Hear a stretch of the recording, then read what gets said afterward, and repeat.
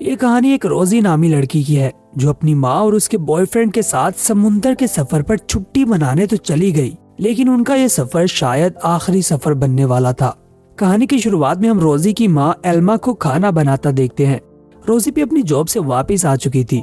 रोजी की माँ ने उसे बताया कि सुबह वो लोग उसकी माँ के बॉयफ्रेंड के साथ वेकेशन पर जा रहे हैं।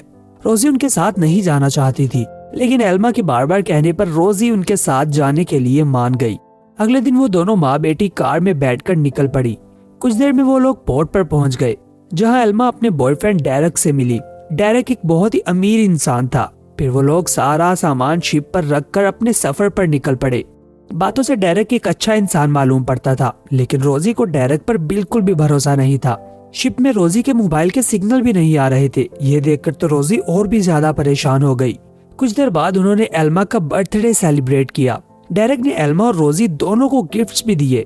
रोजी को उसने एक खंजर दिया जो कि किसी मुश्किल समय में उसके काम आएगा।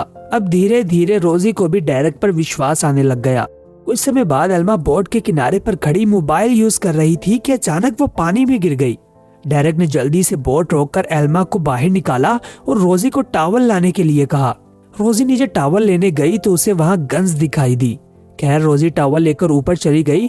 कुछ देर बाद रोजी ने डेरेक से उन हथियारों का पूछा। डेरेक ने कहा कि वो पहले एक पुलिस ऑफिसर था, इसीलिए उसे इन गन्स की जरूरत पड़ती रहती है। फिर रोजी ने डेरेक से गन चलाना भी सीखी। अब एक रात कुछ ऐसा हुआ जिसने उन सब की जिंदगी बदल कर रख दी। रोजी सो रही थी कि अचानक उसने कोई शोर सुना। उसने ऊपर झांक कर देखा तो कुछ लोग दूसरी बोट से उतरकर डेरेक के पास आए। वो लोग डेरेक और एल्मा को धमका रहे थे और डेरेक से किसी चीज के बारे में पूछ रहे थे। देखते ही देखते उन्होंने एल्मा और डेरेक को गोली मार दी। रोजी ये सब देखकर नीचे ही छुप गई। उन्होंने शिप के कैबिन में भी देखा, लेकिन उन्हें कोई भी नजर नहीं आया। इसीलिए वो लोग शिप को आग लगाकर वहां से चले गए। रोजी जल्दी से बाहर निकली। उसने सारी शिप की आग को बुझा दिया। तभी उसने अपनी माँ को देखा जो कि मर चुकी थी। ये देखकर रोजी बहुत रोई। जैसे तैसे उसने रात गुजारी। सुबह होते ही उसने एल्मा की लाश को एक कपड़े में बांध दिया। रोजी को शिप चलानी नहीं आती थी, इसीलिए वो दूसरों से कांटेक्ट करने के लिए रेडियो ढूंढने लगी, लेकिन रेडियो भी अब पूरी तरह से जल चुका था। तभी रोजी की नजर एक रस्सी पर पड़ी। जब उसने उस रस्सी को खींचा तो उसके साथ डेरेक बंधा हुआ था, जो कि अभी जिंदा था। रोजी ने जैसे तैसे डेरेक को ऊपर खींचा।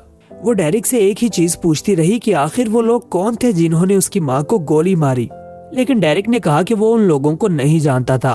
खैर, रोजी अब शिप की रिपेयरिंग में लग गई। नीचे कैबिन में रोजी को कुछ फोटोज मिली जिनमें डेरेक के साथ वही लोग थे जिन्होंने उसकी माँ को मारा था। मतलब कि डेरेक रोजी से झूठ बोल रहा था। ये देखकर रोजी वापस ऊपर गई। डेरेक अभी बेहोश ही था, इसलिए उसने मौके का फायदा उठाते हुए डेरेक के हाथ एक रस्सी से बांध दिए। लेकिन कुछ समय बाद रोजी ने देखा कि डेरेक वहाँ पर नहीं था। वो डरते डरते नीचे कैबिन में गई, जहाँ उसे डेरेक मिल गया। रोजी ने उससे पूछा कि उसने झूठ क्यों बोला। डेरेक उसे कहने लगा कि वो लोग बुरे इंसान थे। इससे ज्यादा वो रोजी को कुछ भी नहीं बता सकता। खैर, रोजी के पास डेरेक पर विश्वास करने के अलावा कोई भी रास्ता नहीं था, इसलिए वो डेरेक के साथ मिलकर शिप ठीक करने में लग गई। उन्होंने इंजन भी ठीक करने की कोशिश की, लेकिन शिप का इंजन खराब हो चुका था।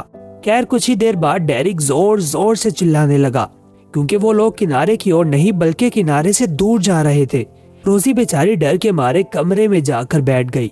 अगले दिन जब रोजी बाहर आई तो डेरेक निराश बैठा था। रोजी ने जब आसपास देखा तो उसे वहाँ एक आइलैंड नजर आया, इसलिए उसने जल्दी से शिप को उस आइलैंड की ओर घुमा दिया। अब वो लोग किनारे पर नहीं जा सकते थे क्योंकि बोट का इंजन काम नहीं कर रहा था, इसलिए वो लोग लाइव बोट में बैठकर आगे बढ़ने लगे। लेकिन तभी रोजी से चप्पू टूट गया। वो उसे लेने के लिए आगे बढ़ी तो खुद ही पानी में गिर गई। रोजी को तैरना नहीं आता था, इसीलिए डेरेक उसे बचाकर किसी तरह किनारे पर ले आया और रोजी की जान बच गई। जब रोजी को होश आया तो वो आइलैंड पर टहलने लगी। वो डेरेक को कहने लगी कि अब उन्हें वापस बोट में जाकर आगे बढ़ना होगा, लेकिन डेरेक कहने लगा कि रात होने वाली है, इसलिए उन्हें आज रात यहीं गुजारनी पड़ेगी। रात को एल्मा को नींद नहीं आ रही थी, इसीलिए वो डेरेक के पास बैठ गई, जो कि आग जलाकर बैठा था। तभी डेरेक ने बातों बातों में अपनी सारी असलियत बता दी। डेरेक ने बताया कि जिन लोगों ने उसकी माँ को मारा था, असल में डेरेक ने उनका पैसा चुराया था, इसलिए वो अपना पैसा लेने ही वापस आए थे।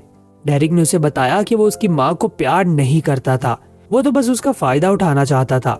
ये सुनकर रोजी गुस्से में आ गई और डेरेक को मारने के लिए गन पकड़ ली, लेकिन वो गन खाली थी। डेरिक ने रोजी को धक्का दे दिया और वो गन पकड़ ली, लेकिन तब तक रोजी किसी तरह वहां से भाग निकली। अब डेरिक रोजी को भी मारना चाहता था क्योंकि रोजी उसके बारे में बहुत कुछ जान चुकी थी। अगले दिन रोजी बोट लेकर वहां से निकलना चाहती थी, लेकिन जैसे ही वो भागने लगी तो डेरिक उस पर गोलियां चलाने लगा, जो कि एक ऊंची जगह पर खड़ा हुआ था।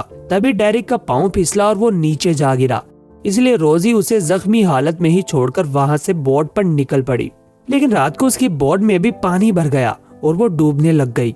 रोजी ने सारा खाने पीने का सामान अपनी लाइफ बोट में डाल दिया और अपनी बोट को छोड़ दिया। वो अपनी माँ की लाश को भी साथ ले जाना चाहती थी, लेकिन लाश भारी होने की वजह से वो पानी में ही गिर गई। खैर, अगले कुछ दिनों तक रोजी लाइफ बोट में ही सफर करती रही। एक दिन उसे दूर एक दूसरी शिप दिखाई पड़ी, जिसके चलते रोजी ने फायर फ्लेम्स चला दिए ताकि वो शिप वाले उसे बचा सके। रात को वो लोग रोजी को बचाने के लिए आ गए। उन सबके पास गन्स थी। फिर वो लोग उसे एक रूम में ले गए जहाँ एक लड़की आई जो कि नशे में थी। तभी उसे वही शख्स लेने के लिए वापस आया जिसने उसकी माँ को मारा था। रोजी को पता लग गया कि ये वही लोग हैं जिसकी बात डेरिक कर रहा था। फिर उन्होंने रोजी को एक रूम में भेज दिया। तभी रोजी ने उन सबसे बदला लेने का प्लान बना लिया। रोजी तैयार होकर सीधा शिप के कैप्टन के पास जा पहुंची। वो बातों बातों में कैप्टन को सिड्यूस करने लगी और मौका देखते ही उसने कैप्टन को जान से मार डाला। वहां से निकलकर वो एक रूम में गई जहां वही लड़की थी जो नशे की हालत में रोजी को मिली थी। उसने रोजी को बताया कि बेसमेंट में उसे बहुत सारे हथियार मिल जाएंगे, इसलिए रोजी ने बेसमेंट में जाकर एक राइफल उठा ली और बड़ी बहादुरी से वो एक एक करके सभी लोगों को मारने लग गई। फिर रोजी को एक रूम से कुछ लड़कियों की आवाजें आई।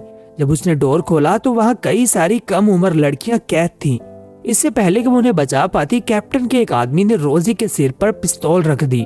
तभी दूसरी लड़की ने पीछे से आकर रोजी की जान बचा ली और वो आदमी मारा गया।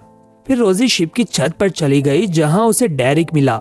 ये देखकर रोजी हैरान थी कि डेरिक को तो उसी आइलैंड पर मर जाना चाहिए था।